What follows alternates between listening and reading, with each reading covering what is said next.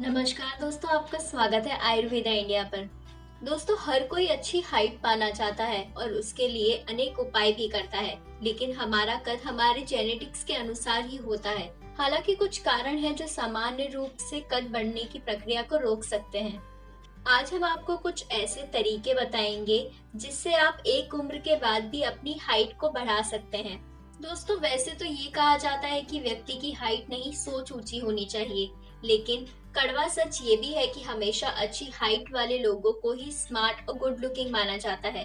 सिर्फ लड़के ही नहीं, लड़कियां भी अच्छी हाइट का सपना देखती हैं। हमारा कद बढ़ने की एक निश्चित उम्र होती है और उस उम्र में आते आते हम अपनी पर्याप्त कद ले लेते हैं। हालांकि कुछ लोगों का उम्र निकलने के बाद भी कद कम रह जाता है और ऐसे में उनमें आत्मसम्मान की कमी होने लगती है। कई बार लोग कद लंबा ना होने के कारण शर्म महसूस करते हैं और समाज में दूर रहना पसंद करते हैं। वैसे तो हमारे शरीर का कद पूरी तरह से हमारे जेनेटिक्स पर ही निर्भर करता है।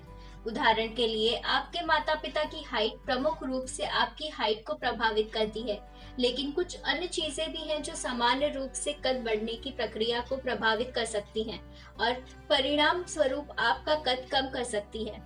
यदि सही समय रहते ऐसी स्थितियों की विशेष रूप से देखभाल की जाए तो सामान्य शारीरिक कद को बढ़ावा मिल सकता है और आप अपना सामान्य कद पा सकती हैं। इसलिए अगर आप अपनी हाइट बढ़ाना चाहते हैं तो इन 3 बातों का ध्यान जरूर रखें। आपको नियमित रूप से स्किपिंग जरूर करनी है, यानी कि रस्सी कूदना। दोस्तों, ये सिर्फ एक खेल ही नहीं है, ये कमाल की एक्सरसाइज भी है।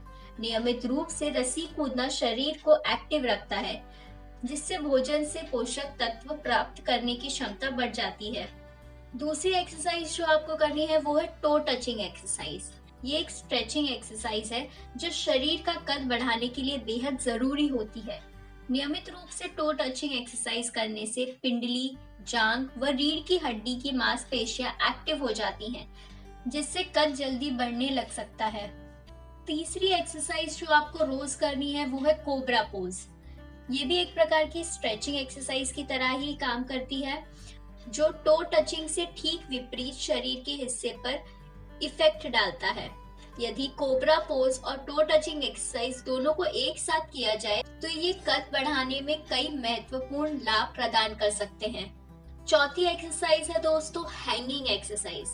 आपने भी अपने बुजुर्गों से सुना होगा कि लटकने से कद बढ़ता है, जो बिल्कुल सच है। हैंगिंग एक्सरसाइज को कद बढ़ाने की सबसे प्रभावी टेक्निक में से एक माना जाता है, क्योंकि इससे शरीर की सभी मांसपेशियां एक्टिव हो जाती हैं। दोस्तों, डेली ये एक्सरसाइज के साथ साथ आपको डाइट में भी कुछ चीजें शामिल करनी है। उनमें से पहली चीज है कैल्शियम। हाइट बढ़ाने के लिए सबसे जरूरी है। आपकी हाइट में हड्डियों की महत्वपूर्ण भूमिका होती है, क्योंकि इसमें ही शरीर का ढांचा बना होता है। यदि आप अपना कद बढ़ाना चाहते हैं तो अपनी डाइट में दूध, चीज, पनीर और दही को शामिल कीजिए। दूसरी चीज है दोस्तों विटामिन की। शरीर का पोषण विटामिन के बिना अधूरा हो सकता है और यदि आपके आहार में पर्याप्त विटामिन नहीं है तो इसका असर आपकी हाइट पर भी पड़ सकता है।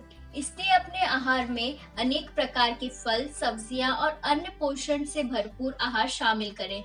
तीसरी चीज है दोस्तों मिनरल्स। शरीर का निर्माण करने और उसे बनाए रखने के लिए मिनरल्स बहुत ही जरूरी होते हैं। अपने आहार में अलग अलग प्रकार की हरी पत्तेदार सब्जियां, फल और अन्य खाने की चीजें शामिल करें। इसके लिए आप किसी अच्छे डाइटिशियन से भी संपर्क कर सकते हैं।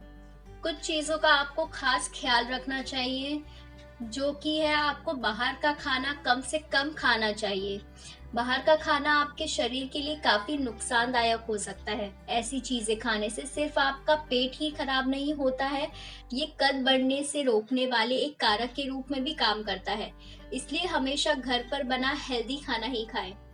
दूसरी चीज है दोस्तों, आपको मानसिक रूप से स्वस्थ रहना है।